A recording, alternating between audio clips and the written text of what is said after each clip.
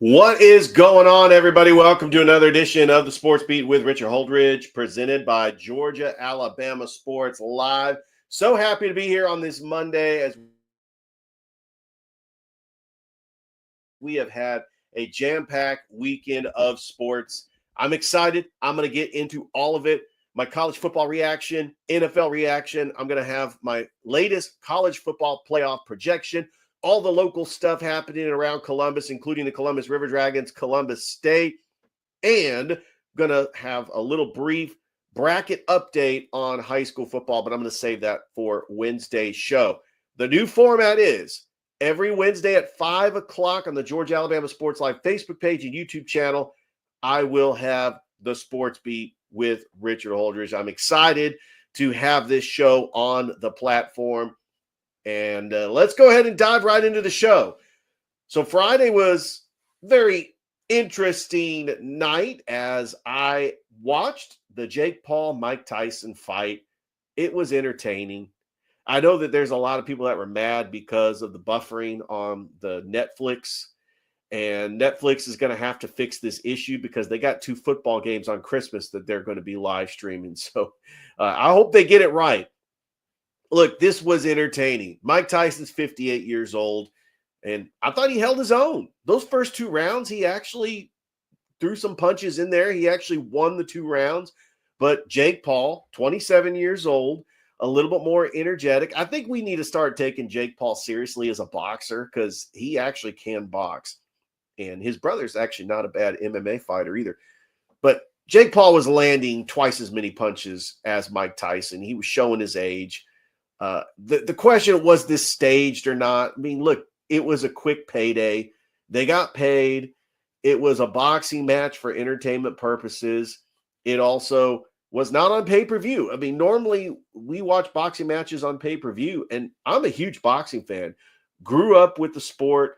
Mike Tyson kind of gives you that nostalgia feeling. I remember when I was a kid watching Mike Tyson. He was the most ferocious fighter I ever saw. We actually watched a pay-per-view matchup against Peter McNeely where he knocked him out in 30 seconds. I mean, we paid the $50. Back then it was only $50, but the pay-per-view, the audience, it's nice just to switch over to the Netflix audience and to see a very interesting, entertaining exhibition boxing match, because that's exactly what that was.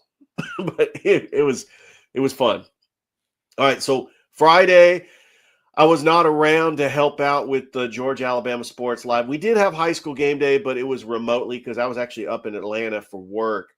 But I mean, all the schools locally, they have been eliminated. I mean, the only teams that are left in the 16 schools that we cover on Georgia Alabama Sports Live is Carver and Central. I mean, LaGrange and Callaway are still alive. Manchester's still alive. I mean, I'll get into that. But we got high school football playoffs in Alabama and in Georgia, and we had a lot of upsets in the first round. All right, we're going to go ahead and dive right into. I'm not going to waste any more time. I'm going to go into my college football reaction.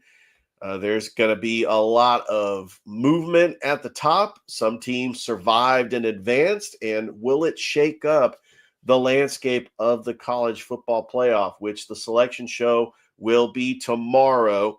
And what they do is they break down the top 25 college football playoff projection. Then they put the bracket, because remember, the conference champions from the group of 4, the Power 4 conference rather, get the automatic bye. So the Big 12 champion is going to get at least the 4 seed.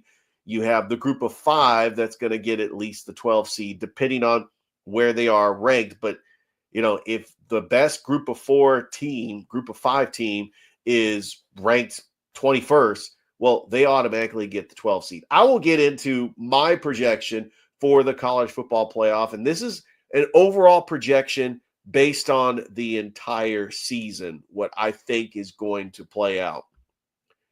Let's go ahead and start with that Georgia-Tennessee game. I watched this game. This was the 7:30 game at night, and I got a little nervous because Carson Beck was a little shaken the first couple of drives, and I wasn't quick to say bench Carson Beck because was able to bounce back.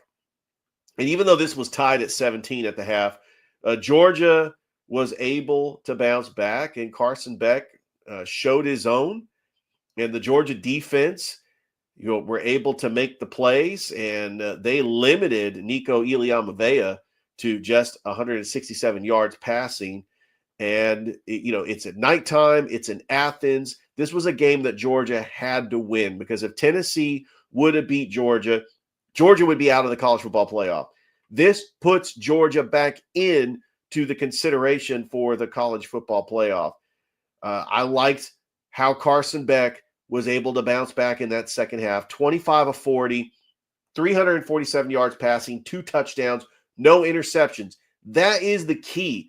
Carson Beck did not turn the ball over. And when Georgia does not turn the ball over, Georgia is a dangerous team. And if they sneak into the college football playoff, even if they have to go on the road, they would be a dangerous 10 or 11 seed. I honestly can say that.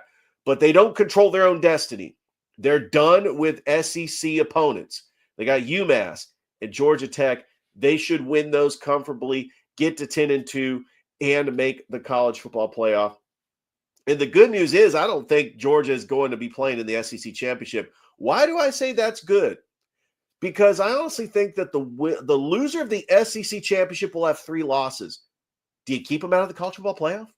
Does a 1-loss Indiana get above a 3-loss Alabama? That is going to be the big controversy when it comes to the college football playoff.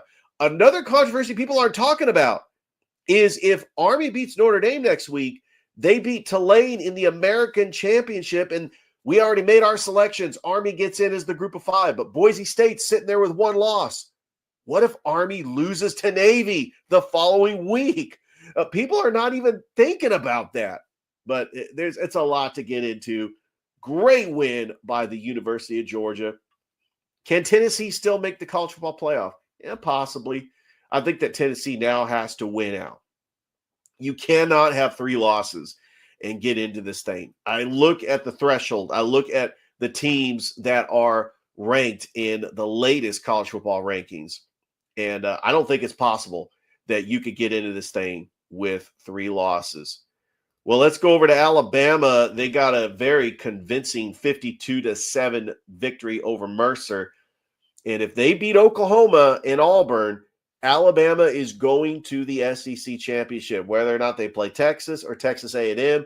That's going to factor in on the final week of the season in the Lone Star Shootout when it's Texas and Texas A&M in College Station.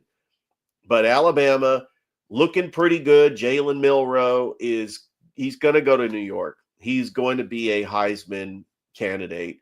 I don't think he wins it, but I think that Jalen Milroe has proven the doubters when Alabama lost to Tennessee. I actually was the first one that got on this show that said maybe Alabama is not as strong as those Nick Saban teams in the early 2010s. Alabama could easily have 3 losses, and that's because I thought they were going to lose to LSU. I thought they're going to have at least 3 losses, which they have not done since 2010. Alabama could still salvage their season by winning out and getting into the college football playoff and winning the SEC, because that is a very well possibility that Alabama could run the table and get into the college football playoff. I don't necessarily think they're a national championship team, but I do think that they are a college football playoff contender. And that's from, the reaction a month ago after losing to Tennessee. And then all of a sudden they are back in the thick of it. It's because Alabama has heard the critics. They've been able to respond. And now Kalen DeBoer is looking like a genius. I mean, Alabama, they blew out Missouri. They blew out LSU. This is the Alabama that we are used to seeing. And I think they blow out Oklahoma, and I think they blow out Auburn. And Alabama gets into the college football playoff. Now, Mercer, I talk about Mercer on this show. They're out of Macon. They're having a fantastic year in the FBS. 9-2. I mean, it's tough when you have an FBS school going up against an FCS school, but I still think, Mercer is they got a big payday. That's good. I think they're going to be a team that's going to be dangerous in the FCS playoffs. So no question about that. All right. Well, the name of the game for the University of Oregon is survive and advance. Played a tough game on the road. Camp Randall Stadium, Madison, Wisconsin. Dylan Gabriel had to rally the Oregon Ducks in the fourth quarter. They were down 13-6 going into the fourth quarter. They were able to salvage a huge road victory for the University of Oregon, and they're having their best season since 2011. That year they went to the national championship and lost to Auburn. The Oregon Ducks right now are the best team in college football, but I honestly feel if they played Ohio State again, Ohio State might win that game because Ohio State got a convincing 31-7 victory over Northwestern at Wrigley Field. They were down 7-0, but Ohio State, in my opinion, has the most complete team in college football. The Big Ten is going to be fun. We might get 4 teams in the Big Ten in the college football playoff from the Big Ten. How about that? That you can't ask for anything better. If you're a Big Ten fan, that's got to be just exciting. But there's been talks. Well, Penn State hasn't played anybody. Indiana is probably going to lose to Ohio State. Does Indiana still get into the college football playoff? Just a lot to sort out. When I do my college football reaction, I actually broken down where I don't talk about as many games. I don't have a graphic for every single team that I do talk about, but I do want to talk about South Carolina being the most dangerous team nobody wants to play right now. South Carolina, even though they're not going to go to the college football playoff, South Carolina has been absolutely incredible. They're 7-3, winners of 4 straight. Remember, when they lost to Alabama, that dropped them down to 3-3. They beat Texas A&M. They beat Vanderbilt. Now they beat Missouri. They knocked Missouri out of the college football playoff. Sellers with 5 touchdown passes. South Carolina is going to run the table. They're going to win their bowl game. I think they beat Clemson in Death Valley. They're going to shatter Clemson's chances of making the ACC title game. I think. I don't know, but we'll see how that goes. But I think that nobody wants to play South Carolina right now. And Shane Beamer, I think that this salvaged Shane Beamer's job. And I think that South Carolina, it's going to help their recruiting. It's going to help them just get better for years to come. And you look at their 3 losses, South Carolina has had some hiccups over on the way. But now when I look back at South Carolina barely losing to LSU and barely losing to Alabama and Ole Miss, they lost to Ole Miss 27-3. That's actually not a bad resume. South Carolina with 3 losses, and all 3 of the losses were to ranked teams. So when you think about what South Carolina did, blowing out Oklahoma and beating Texas A&M, and now this was a huge win, beating Missouri, and I think that South Carolina wins out, and they go to 9-3, could possibly get 10 wins if they win their bowl game, which I think that's still on the table for the South Carolina Gamecocks. And the final game I want to talk about in college football before I run down all the scores was that Florida, which says that Billy Napier is going to come back for 2025. They lose to Texas last week. They're playing LSU in the Swamp, and Florida gets a convincing 27-16 victory over LSU. And my takeaway on this is DJ Lagway is the future of the Florida Gators. He took over for the starter, Graham Mertz, who is out for the season. LSU is in trouble. I'm not necessarily saying that Brian Kelly's on the hot seat, but you brought Brian Kelly over from Notre Dame to win a national championship. LSU's had 3 coaches, Nick Saban, Les Miles, Ed Orgeron, all have won national championships. The expectations as LSU is to win the national championship, and I think that a lot of people gave Brian Kelly a break because he got to the SEC title game in year 1 where they lost to Georgia. They're now 6-4. I mean, I still think LSU's going to finish 8-4, but 6-4. The loss to USC to start the season, I mean, this is just what LSU does. They lose to Florida State. They lose to USC. They lose in the opener to a non-conference team. But to lose 3 straight, Texas A&M, Alabama, and now Florida, they got Vanderbilt and Oklahoma, which I think they'll win both those games. And LSU, even going 8-4, this is a disappointing year for the LSU Tigers. There is no question about that. I cannot believe that they lose again. And I think this helps Florida possibly could get a bowl game. And I think that with the schedule that Florida had, think about this, because Florida, all their losses were to ranked teams. Florida had the toughest schedule in all of college football. 5-5 record. They lose to Miami, Texas A&M, Tennessee, Georgia, and Texas. They play Ole Miss. If they're able to get a win over Ole Miss, which I think that's going to be tough, they're playing Ole Miss in the Swamp. I think Ole Miss wins, but I think they beat Florida State to go to a bowl game, even though that game's in Tallahassee. But Florida State, I mean, come on. They're having a disaster of a season. But a big win for the Florida Gators. And now I'm thinking that we're going to go ahead and run down the rest of the scores. Let me go ahead and take that graphic off for you. All right, let's go ahead and run down the other scores in college football as Week 12 in the books. And we had, I talked about Ohio State beating Northwestern 31-7. Texas beating Arkansas 20-10. And this was a game where Arkansas, they were down 13-0. They had the touchdown to make it really close, and Texas was able to survive on the road. I do want to talk about, they were down 13-0. It was 13-10, and then Quinn Ewers puts it away with a touchdown to make it 20-10. I saw this game. It was the noon game in Fayetteville. This was a very tricky game for the Texas Longhorns, who they control their own destiny. If they win out, they will play in the SEC championship in Atlanta. A big upset. Kansas upsets BYU 17-13. I still think that BYU could win the Big 12, but let's, you can't count out Colorado.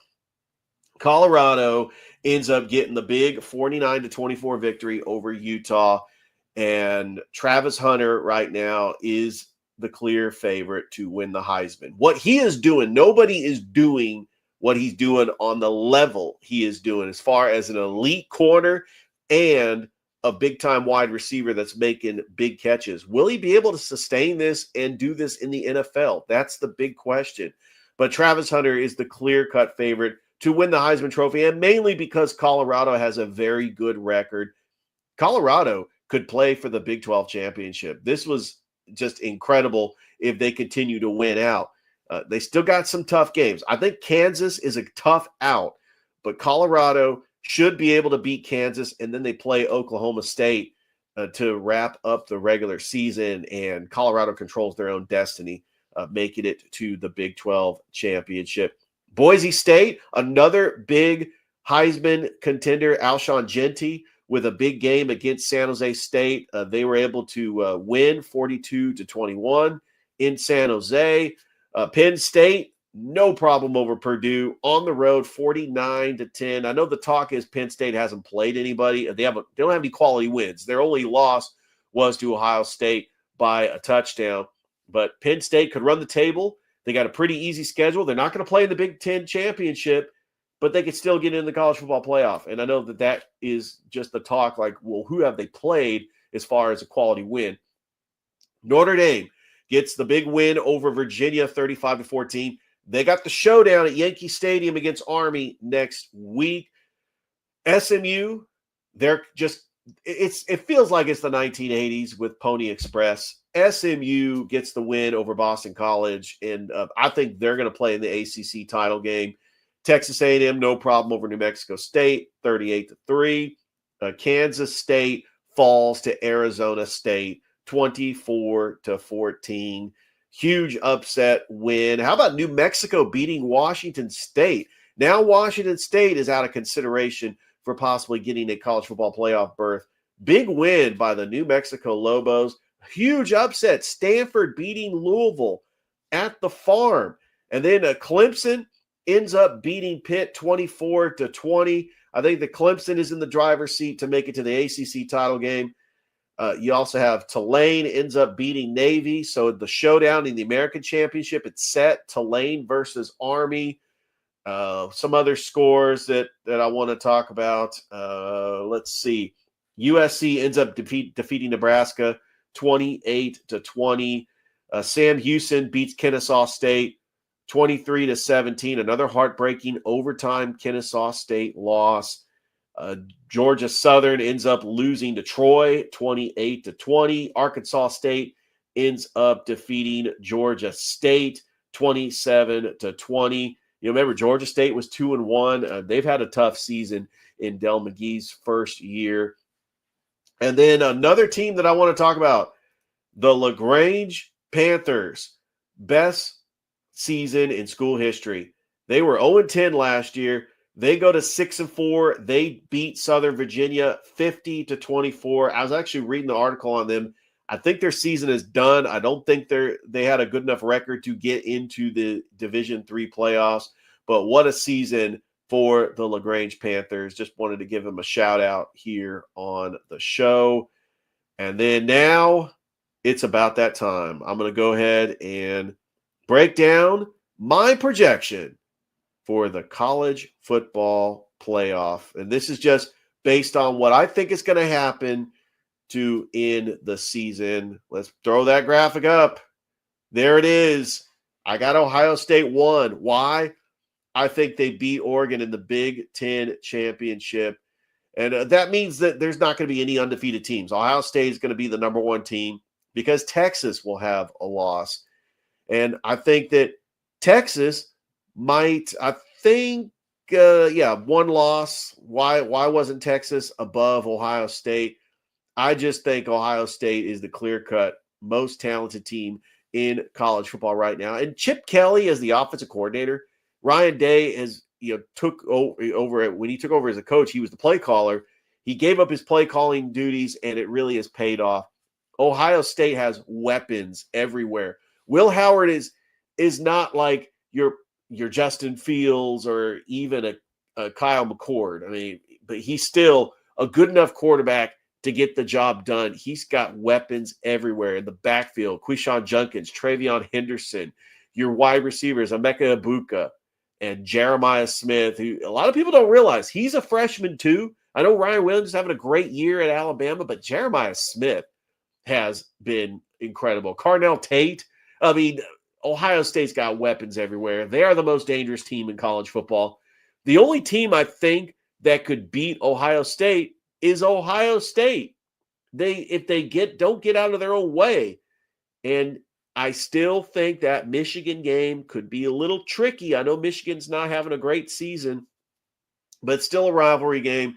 There's a lot of pressure on Ryan Day to win that game because you don't want to lose to Michigan 4 straight times. Ohio State has lost 3 straight times, and that is 3 straight times that should never happen. But Ohio State's the number 1 team. Texas, the number 2 team. Clemson, I have the number 3 team because I feel they run the table and they beat SMU in the ACC title game, which means that they have the tiebreaker over Miami. And so that's going to factor in.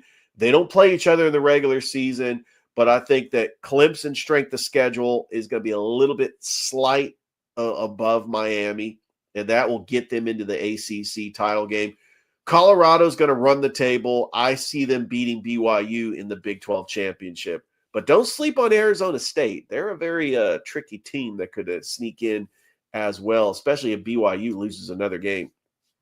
Boise State, your group of 5, but this is a little tricky because the game next week between Army and Notre Dame, if Army beats Notre Dame, Army is in the college football playoff. I do feel that they're going to go undefeated and they're going to get that final spot. And Notre Dame's out. Could we see a scenario where both Army and Boise State make the college football playoff? I mean, is the committee ready to put 2 group of 5 teams in the college football playoff? I still think Notre Dame is going to get into the college football playoff, not just because of the name brand, because they look like a much different team than the team that lost to Northern Illinois. I still think Tennessee gets into the college football playoff, even though they lost to Georgia, but they still have a tough schedule, having to play Vanderbilt. We'll see what happens. This is going to be a very unique scenario. Georgia, I have them projected as number 9, which means they'll go on the road in the first round of the college football playoff, having to take on Indiana. I think if Indiana loses to Ohio State, they are still deserving of getting into the college football playoff. And also Penn State is deserving of getting in the college football playoff as well, because they're only going to have 1 loss. Ole Miss is going to have 2 losses, but they're still going to be the best 2-loss team. And Oregon's also going to be in because they're only going to have 1 loss. I know that the question is, where's Alabama? Why didn't you put Alabama in the college football playoff? Well, I'll tell you why. They're going to have 3 losses. You really think that the college football committee is going to put Alabama in this thing with 3 losses? There is no way that a 1-loss Indiana team is going to get left out of the college football playoff and they put a 3-loss Alabama team. I know the committee said, and this is the argument last year for putting Alabama in the college football playoff over Florida State, that it is the 12 best teams. It's not the 12 most deserving teams. And I get that. There's a little mixture of both, but we're not talking a 2-loss team and a 1-loss team. We're talking a 1-loss team and a 3-loss team. That's a huge gap from 1 loss to 3 losses. And I think that Alabama gets left out of the college football playoff because now, correct me if I'm wrong, if they beat Texas in the SEC championship, then they're going to be the number 2 seed.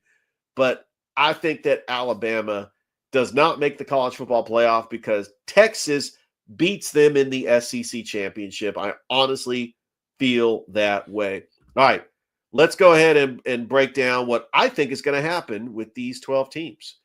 Georgia's going to play Ohio State. Ole Miss is going to play Texas. Notre Dame's going to take on Clemson. So that means that Notre Dame is going to upset, their opponent in the first round. They're going to end up upsetting Penn State in the first round, where they're going to take on Clemson. And Oregon is going to take on Colorado. That's going to be an incredible game between 2 former Pac-12 teams. What a great showdown. And then the semifinal projection, Oregon's going to take on Ohio State. The rematch, this is going to be the 3rd time these 2 schools are going to play each other. Anything is possible, but I still think Ohio State on a neutral field is better than Oregon. Clemson and Texas, I know that Dabo Swinney is going to get a lot of praise for making it to the semifinals. I do think Clemson gets past Notre Dame. Clemson is the hottest team in college football. Cade Klubnik is starting to show that why he's a very good quarterback. But I think that Texas is going to be too much. In the national championship, Ohio State beats Texas 31-23. The prediction, the national champion hasn't changed. I still think Ohio State, regardless of how they finish, they are top to bottom the best team in college football. And I got them beating Georgia in the quarterfinal. I think that they avenged that terrible loss that they suffered to Georgia in the semifinal 2 years ago, where Marvin Harrison Jr. goes out of that game. Well, that is my college football playoff projection. Why don't we take a break? When we come back, NFL reaction. What is wrong with the Atlanta Falcons? That was one of the worst, embarrassing losses I have seen in a long time. You don't want to go anywhere. It's the Sports Beat with Richard Holdridge, presented by Georgia Alabama Sports Live. We'll be right back after this. Introducing Gatorade Water. Alkaline and electrolyte infused for great taste. Gatorade Water, always in motion. And we are back here on the Sports Beat with Richard Holdridge, presented by Georgia Alabama Sports Live. How is everybody doing on this Monday? I hope you're having a great Monday. It's time for my NFL reaction show. The Atlanta Falcons took one on the chin. This was ugly. And I think it's more of a testament to Denver playing at home. Sean Payton owns the Falcons. Bo Nix scoring throws for 4 touchdown passes. Bo Nix and Jaden Daniels right now, it's neck and neck of who's going to win Offensive Rookie of the Year.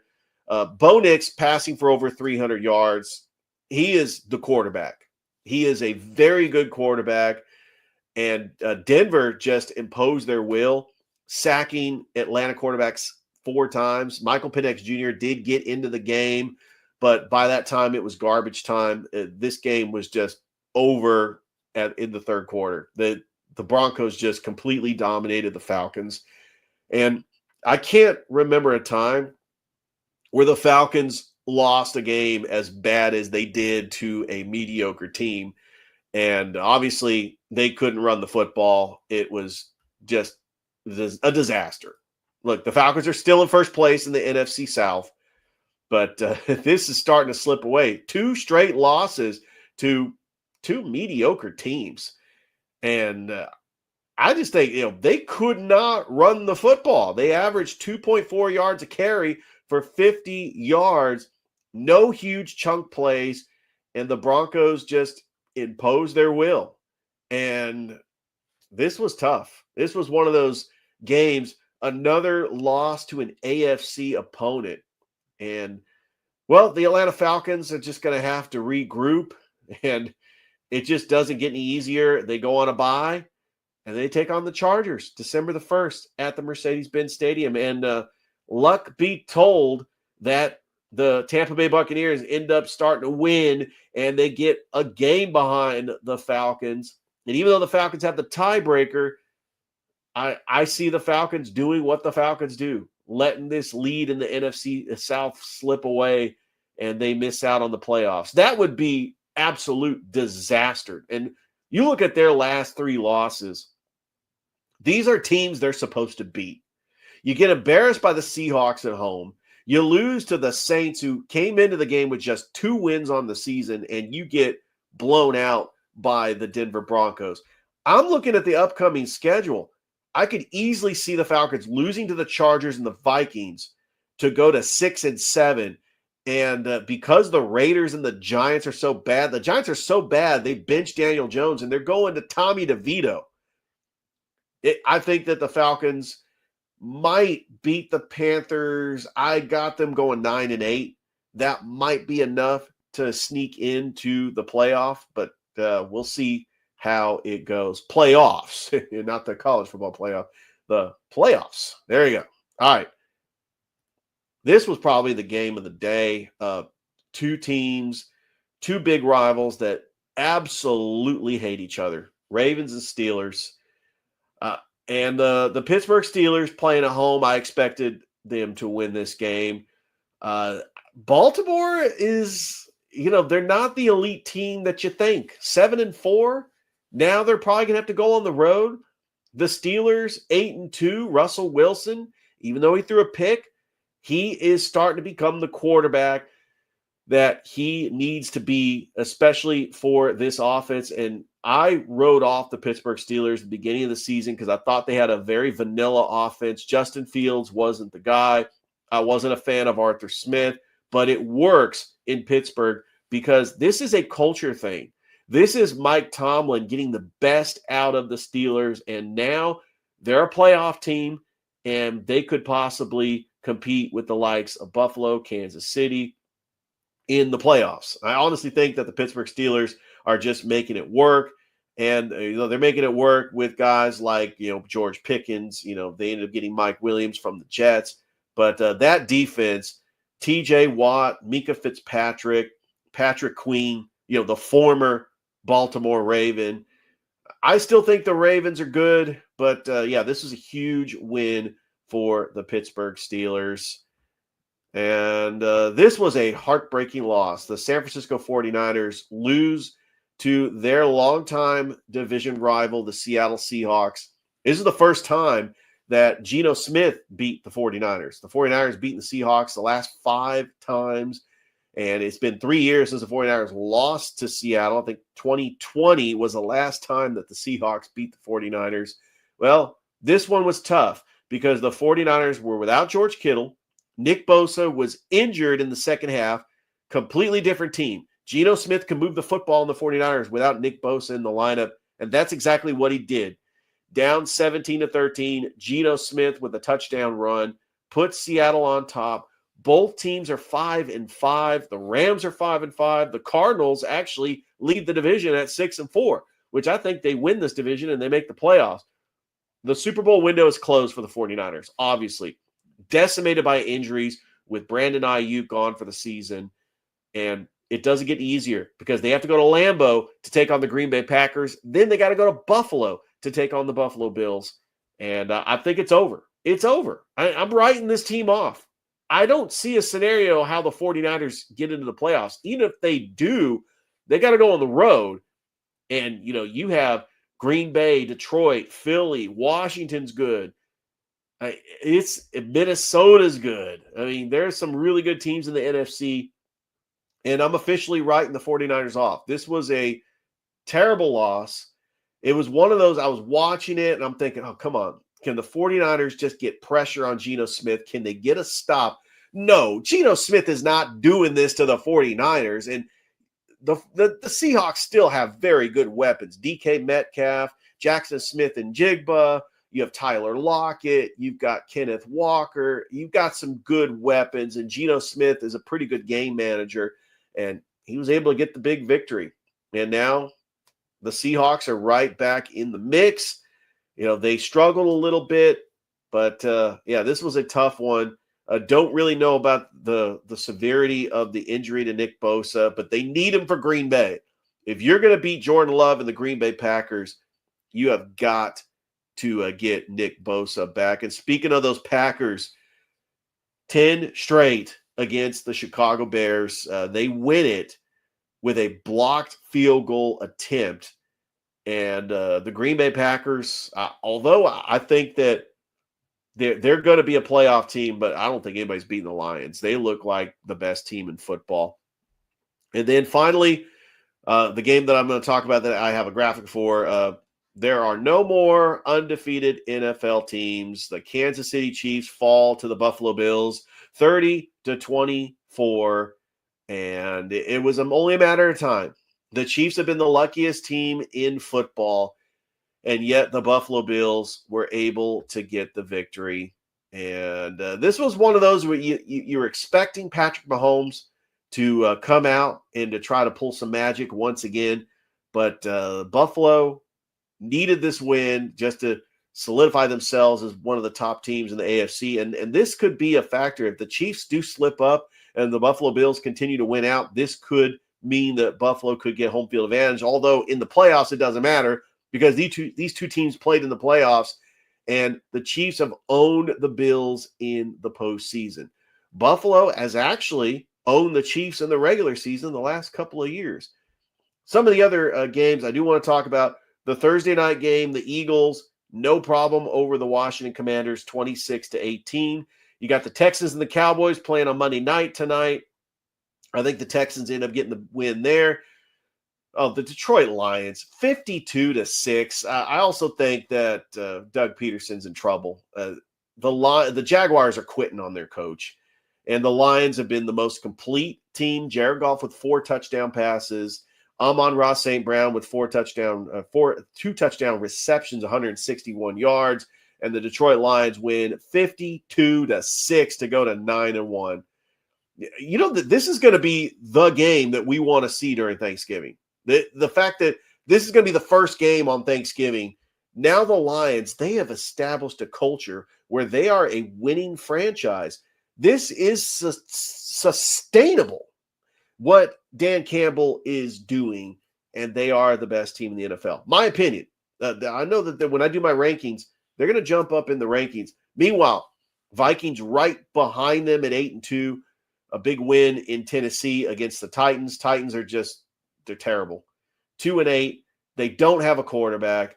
I think they go after a quarterback in 2025 in the 2025 draft. The Dolphins starting to feel some momentum, getting Tua back in the offense. They've won 2 straight. They beat the Raiders 34-19. This is another bad team in the NFL. The Rams are a good team. They get the win in Foxborough over New England, 28-22. New Orleans Saints have won 2 straight. I think the addition of Marquez Valdez-Scantling, and plus they played a really bad Cleveland Browns team. Now the Saints, could they get on a run and possibly, try to sneak into the playoffs? Probably not. I mean, I think their season's lost, but a good win for the New Orleans Saints. And Taysom Hill has been the most underrated wild card when it comes to a Swiss Army knife, when it comes to an offense. Indianapolis Colts, heartbreaking loss as they beat the Jets. Heartbreaking loss by the Jets. They lose to the Indianapolis Colts 28-27. Anthony Richardson back in the starting lineup. That was good to see. And then the Sunday night game, the Los Angeles Chargers just continue winning. They beat the Cincinnati Bengals 34-27. And I honestly think that Jim Harbaugh is the coach of the year. You go from 5-12 last year. Jim Harbaugh takes over. They're 7-3. It's a difference maker as far as a head coach. Now he has a quarterback in Justin Herbert. They're starting to get healthy. This is a dangerous team that I don't think they're going to win the AFC West, but I do think they beat Kansas City the next time they play them. I think that this team can match up with the Kansas City Chiefs as well. All right, time for another break. When we come back, I'm talking NBA, college football, River Dragons, Columbus State. You don't want to go anywhere. It is the Sports Beat with Richard Holdridge, presented by Georgia Alabama Sports Live. We'll be right back after this. Introducing Gatorade Water. Alkaline and electrolyte infused for great taste. Gatorade Water, always in motion.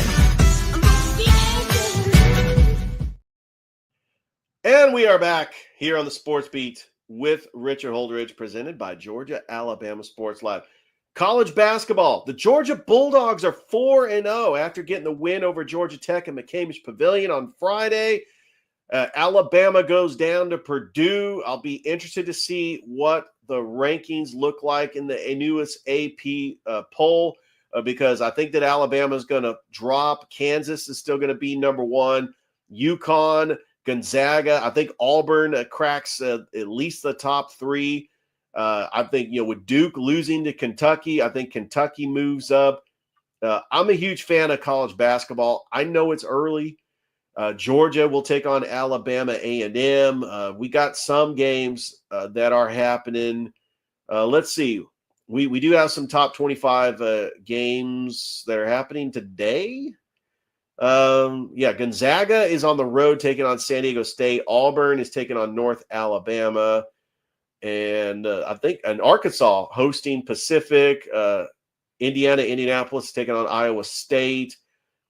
Some other games, I think on Tuesday. Tuesday is when they have the big time televised games that I'm looking to see the schedule here for college basketball because I'm a big college basketball fan. I want to see some good games. All right, so SEC play. LSU taking on Charleston Southern, Florida taking on Florida A&M, Kentucky is taking on Lipscomb, and we got Alabama taking on Illinois on Wednesday. Huge game. I don't know how far Alabama is going to fall in the rankings. And then let's swing it over to the ACC because the ACC is really interesting because we have Tennessee taking on Virginia on Thursday.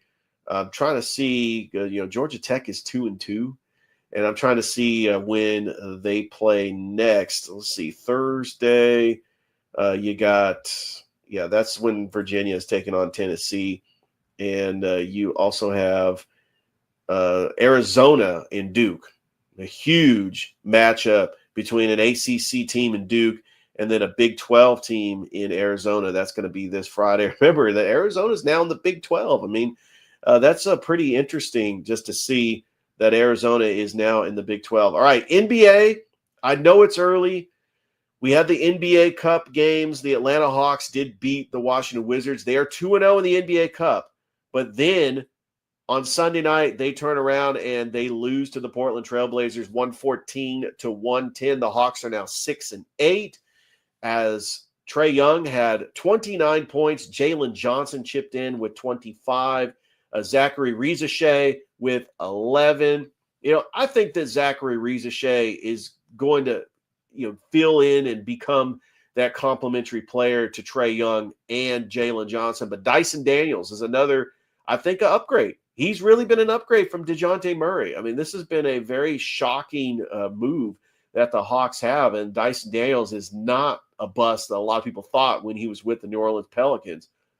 But this was a game where the Hawks just didn't make the adjustments, and they got blown out in the third quarter. They were up 33-21 in the first quarter, and Portland ends up beating the Hawks. And you're supposed to win these games.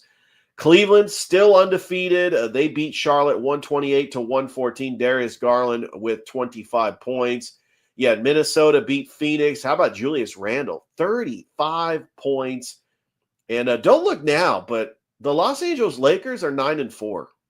And by the way, the Hawks play the Sacramento Kings tonight at Sleep Train Arena, 10 o'clock. I'm not going to stay up for that one.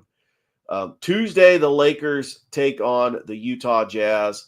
I still think that the NBA is better when the Los Angeles Lakers are relevant.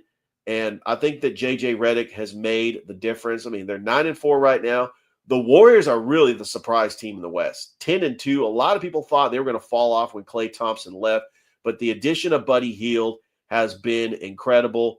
Oklahoma City doing pretty good. The Houston Rockets, which I predicted they were going to be a play-in team, they're doing good with a 10-4 record.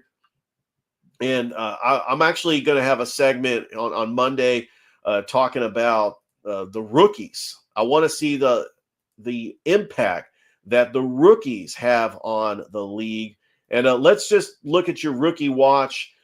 So the leading scorers in the NBA so far this season when it comes to points per game, we have Jared McClain, who he's got 14.8 points a game. Jalen Wells from the Memphis Grizzlies, he's got 11.6. Yeah, Jared McClain does play for the Philadelphia 76ers. Zachary Rizachet averaging 11.6 points a game. Zach Edey from the Memphis Grizzlies averaging 11.1 points a game. Stephon Castle from the San Antonio Spurs is averaging 9.9 points a game. Alex Sarr, the second overall pick, which a lot of people thought he was going to be the overall number one pick, he's got 9.9 points a game. Carlton Carrington from the Washington Wizards and Keyshawn George from the Washington Wizards, both averaging 9.8 and 9.3 points respectively. Dalton Knecht from the Lakers averaging 9.3 points a game. And now we're getting into, Kyle Filipowski, Tristan Da Silva, Ryan Dunn, Yves Missy, Ron Holland. Those are some of the rookies that have made the impact so far on the season. But I like doing that, rookie watch. I just want to see which rookies are having an impact. There's not really any superstars, but there are rookies in the league that are having an impact. And then before I get you out of here, River Dragons, they lose to the Athens Rock Lobsters over the weekend, 6-5 in a shootout. Athens is in first place in the Continental Division. They will host the Carolina Thunderbirds for a 2-game series this Friday and Saturday at the Columbus Civic Center. They're home next Wednesday, November 27th, against the Baton Rouge Zydeco. And looking at the latest standings in the Continental Division, the Athens Rock Lobsters with 22 points, followed by Baton Rouge, and Columbus is in third place. So a very important series with their longtime rival, the Carolina Thunderbirds. All right, Columbus State men's basketball, they are 3-1 on the season. The Columbus State Lady Cougars are 4-1. I think, the Columbus State men's basketball team's 4-1. The Cougars are 3-1, and they got winning records. And then the Columbus State soccer team wins the Peach Belt Conference once again, 10 times in their school history.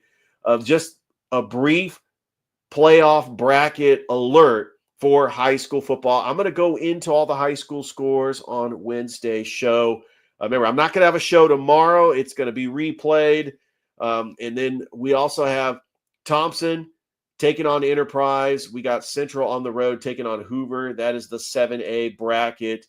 Looking at the 2A bracket in Georgia, Carver ended up getting the big 54-7 win over Farrell. They are hosting Ringgold, and the winner of that game will take on the winner of Columbia and Pierce County. And Carver will host that if they're able to get past Ringgold in the quarterfinals. Carver of Atlanta, they ended up defeating Shaw 36-0. They are taking on Appling County. Callaway ends up defeating Miller Grove 38-0. They are taking on Stevens County out of Toccoa. On the other side of the bracket, Rockmart taking on Westside. Westside did defeat Spencer 49-35. Sumter County ends up defeating Union County. They are taking on Morgan County. Hapefield Charter is taking on Thompson, and Laney taking on Burke County. Now let's go over to 3A over in Georgia, where LaGrange ended up taking on Lumpkin County. They win 48-6. Sandy Creek defeats Adairsville 48-23. So it's LaGrange and Sandy Creek in the second round. The winner of that game will take on the winner of North Hall and Upson Lee. We have Luella taking on Cherokee Bluff. Jefferson taking on Oconee County. Peach County is taking on Baldwin. And then the winner of that game will take on the winner of Douglas and Calhoun. Stevenson is taking on Jenkins, and Southeast Bullock is taking on Harlem. Now let's go over to Alabama in the 5A championship, as Viger ended up defeating Eufaula 41-0. So Eufaula's season is over. But you got Central of Clay County that took on Williamson, and they won 31-6. So they are going to take on Montgomery Catholic. Moody is going to take on Ramsey. Comer is taking on Leeds. And Viger is going to take on UMS Wright Prep. And finally, congratulations to Chambers Academy as they make it to the AISA 3A championship. They're the defending 2A champions. They're going to take on Bessemer Academy this Friday at 7 in Montgomery. So good luck to Chambers Academy in their state championship. Well, this has really been a fun show. Before I close, just a special prayer to a very good friend of mine, Ryan O'Neill. I saw on social media that, he actually went to the hospital. He's going to be fine, but he, is going to be out of work for about a couple of months, and wish him a speedy recovery. I know that he has been my biggest believer. I appreciate everything that Ryan O'Neill has done in my broadcasting career. And I'm not 100% sure if this is going to get on WQEE. I'm still going to send it. Because he might have somebody that might be filling in for him. But Ryan, wish you well. Hope you get a speedy recovery. And I hope that you're able to get back and doing what you love doing, which is being on the radio. WQEE, when you think of WQEE, you think of Ryan O'Neill and his morning show, 7 to 10, the Rhino Radio Penitentiary. And he has just been a huge supporter of mine, and I wish him nothing but a speedy recovery. That's all the show I have here on the Sports Beat. I'm not going to have a show tomorrow. Wednesday's show is going to be on Georgia Alabama Sports Live's Facebook page and YouTube channel. Later today on Georgia Alabama Sports Live, we've got a huge flag football game between Harris County and Columbus. You can catch that on Georgia Alabama Sports Live. We also have the final Glenwood Gators coaches show. We got CVCC hoops. We've got an incredible triple header tomorrow between Pacelli flag football. I'll be on the call for Brookstone Columbus basketball. We've got Calvary basketball, and we've got CVCC hoops as well. And then I don't know how many more shows I'm going to do. I think I might just do 2 shows this week because I'm traveling to Statesboro to help with GIAA.TV to call the football state championships alongside Thrift Behringer and Rick Beach. And Chris Gates is also going to be there. We're going to have a lot of fun in Statesboro. All right. Hope everybody has a great rest of your day, and we will see you next time right here. Have a great rest of your day.